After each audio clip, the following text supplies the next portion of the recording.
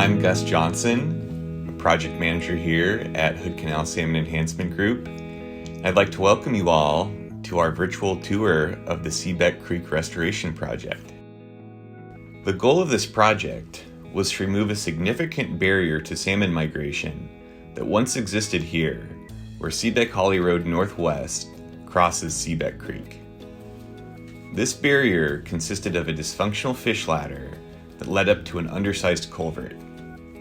Together, these features presented an extremely challenging situation for both adult salmon attempting to swim upstream and juvenile salmon trying to make it out to the ocean. This barrier was located at River Mile 1, so it meant that the fall chum, coho, and ESA-listed Puget Sound steelhead that inhabit Seabeck Creek were not able to access and utilize the 7 additional miles of spawning and rearing habitat upstream.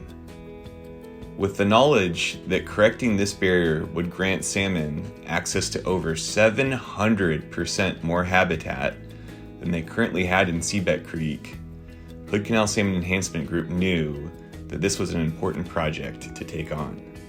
After a number of years of planning, designing, and acquiring funding for the project, construction activities finally got underway in August of 2020. Before the culvert and the fish ladder could be removed, we needed to rescue all of the fish currently living in the construction area. We were pleasantly surprised by how many fish we found. In total, we safely relocated 70 cutthroat, 34 coho, and a couple of steelhead. Once these fish were out of harm's way, the construction crew got to work and removed the culvert and the fish ladder. Good riddance.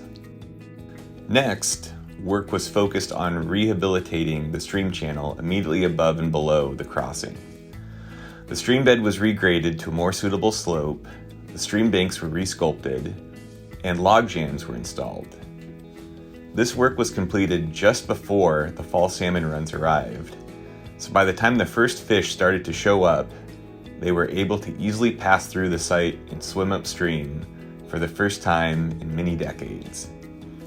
We observed quite a few fall chum and coho swimming and splashing through the new crossing, and it really proved what an instant success this project is. Once the stream work was completed, a new bridge was installed at the site. Spanning 60 feet in length, this bridge provides plenty of room for the stream channel and thus accommodates fish passage. The bridge also allows floodwaters to easily pass through, which is a big improvement for local landowners and the Kitsap County Roads Department. Previously, high flows would back up behind the undersized culvert and would occasionally overtop and destroy the roadway. With the installation of the new bridge, this issue will no longer exist. We were proud to open the bridge to traffic on December 19th, 2 weeks ahead of schedule. We knew that the road closure was negatively affecting local commute times, so we worked hard to make sure that we got the road back open as soon as possible.